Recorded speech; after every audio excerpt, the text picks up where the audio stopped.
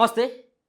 కొండా సురేఖ విషయంలో అధిష్టానం ఒక సంచలనమైనటువంటి నిర్ణయం తీసుకున్నటువంటి అవకాశం స్పష్టంగా కనబడుతుంది.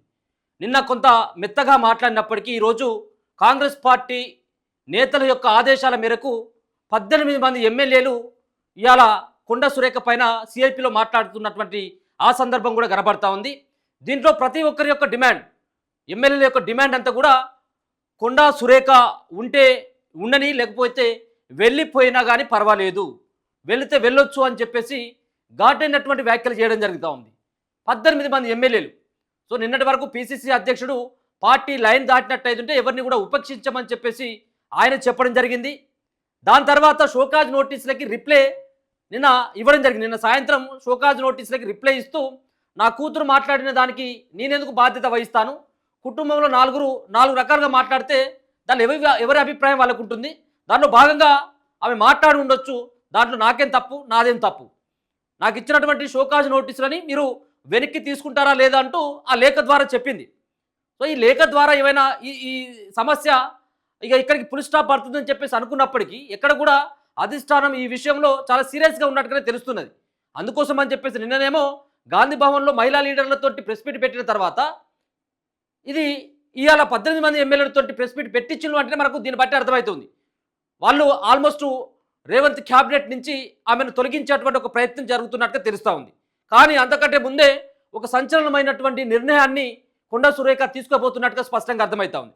ఎందుకంటే వాళ్ళు నన్ను సస్పెండ్ చేయడం ఏంది, నన్ను అక్కడి నుంచి తొలగించడం ఏంటి, నాకే అవసరం లేదు నీ మంత్రి పదవి అని చెప్పేసి ఆమె మరి ఏ క్షణమైనా తను ఆ కఠినమైనటువంటి నిర్ణయాన్ని తీసుకునేందుకు ఆమె సిద్ధపడుతున్నట్టుగా తెలుస్తుంది. ఇప్పటికే వరంగల్ జిల్లా నుంచి, నల్గొండ జిల్లా నుంచి చాలామంది ఎమ్మెల్యేలు, చాలామంది ఆమె వాళ్ళ కూతురు చేసినటువంటి కొండా సుస్మిత చేసినటువంటి వ్యాఖ్యల పట్ల తల్లి కనీసం సంజాషించుకోవాల్సినటువంటి అవసరం కూడా ఉంటుంది కదా. తను చేసినటువంటి దానికి నేను రివీల్ చేస్తా, తనతో మాట్లాడుతానన్నటువంటి అంశమైన చెప్పాలి తప్పించి ఆ వ్యాఖ్యలకు నాకేం సంబంధం అని చెప్పేసి చెప్పడం అంటే ఇది ఎంత నిర్లక్ష్యమైనటువంటి సమాధానం.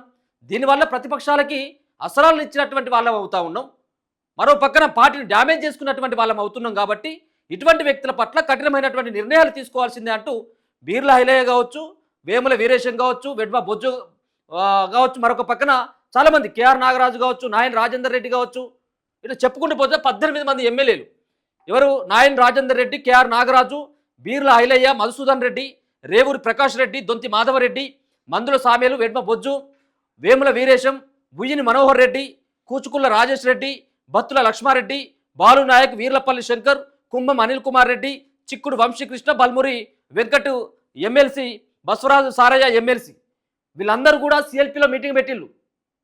అంటే ఈ సిఎల్పిలో మీటింగ్ పెట్టి ఇంతమంది ఒకే చోటుకు వచ్చి ఒకేసారి విరుచుకుపడ్డారంటే మనకు దీన్ని బట్టి అర్థమవుతుంది.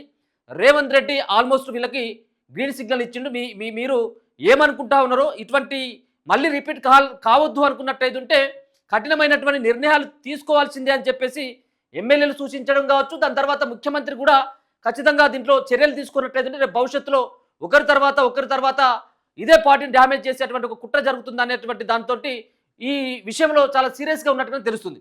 సరే, మనం ఏమంటున్నామంటే మరి ఒకసారి కొండా సుస్మిత మాట్లాడినటువంటి మాటలని పరిగణలోకి తీసుకొని తల్లిని బలి చేసేటువంటి ఒక కుట్ర జరుగుతుంది కదా. మరి అదే కోమటిరెడ్డి రాజగోపాల్ రెడ్డి విషయంలో ఎందుకు జరగట్లేదు? ఇలా చిన్నారెడ్డిని అండ్ మెగారెడ్డిని రమ్మన్నారట గాంధీ భవన్కి. మరి వీళ్ళిద్దరిలో ఎవరైనా తీసేయచ్చు కదా, పార్టీ నుంచి సస్పెండ్ చేయొచ్చు కదా. అట్లా ఎక్కడ కూడా కాదు. సో వీళ్ళ పట్ల అది జరిగేటువంటి అవకాశమే కనపడుతుంది. అంతకంటే ముందే సురేఖ ఆల్మోస్ట్ మనం కొంత ఊహించడం జరిగింది. ఆమె ఎట్టి పరిస్థితుల్లో క్షమాపణ చెప్పడమో సంజాష్ ఇచ్చేటువంటి ప్రయత్నం చేయకపోవచ్చేమో, కూతురు మాట్లాడినటువంటి మాటలకి నాకేం సంబంధం అని చెప్పేసి చెప్పేటువంటి ప్రయత్నం చేస్తుంది కావచ్చు అని చెప్పేసి మనం ముందే చెప్పినాం. సో ఆ విధంగానే అయింది. కానీ ఈసారి నేరుగా సుస్మిత పైన వ్యాఖ్యలు చేసినటువంటి కాంగ్రెస్ పార్టీ ఇప్పుడు నేరుగా కొండా సురేఖను టార్గెట్ చేసి మాట్లాడుతున్నారు. ఎందుకు అంటే ఇప్పుడు తల్లి మంత్రి హోదాలో ఉండి సో ఆ హోదాను అడ్డం పెట్టుకొని నేనేం మాట్లాడినా కానీ నాదే నడుస్తుంది, మా అమ్మ మంత్రి కాబట్టి నేనేమైనా మాట్లాడినా నడుస్తుంది అన్నటువంటి ధోరణిలో ఆమె మాట్లాడింది. ఆమెను కనీసం కంట్రోల్ చేయాల్సినటువంటి బాధ్యత ఉండాల్సినటువంటి అవసరం ఉంది అనేటువంటి ఆ కోణంలో కాంగ్రెస్ పార్టీ చూస్తుంది. ఇక వాళ్ళు ఏమని మాట్లాడతారంటే వీళ్ళు బ్లాక్మెయిల్ పాలిటిక్స్ అని చెప్పేసి నాయన్ రాజేందర్ రెడ్డి కొండా సురేఖని ఉద్దేశిస్తూ కొండా మురళిని ఉద్దేశిస్తూ వీళ్ళు బ్లాక్మెయిల్ పాలిటిక్స్ చేస్తున్నారు అనేటువంటి ఒక వర్డ్ వాడడం జరిగింది.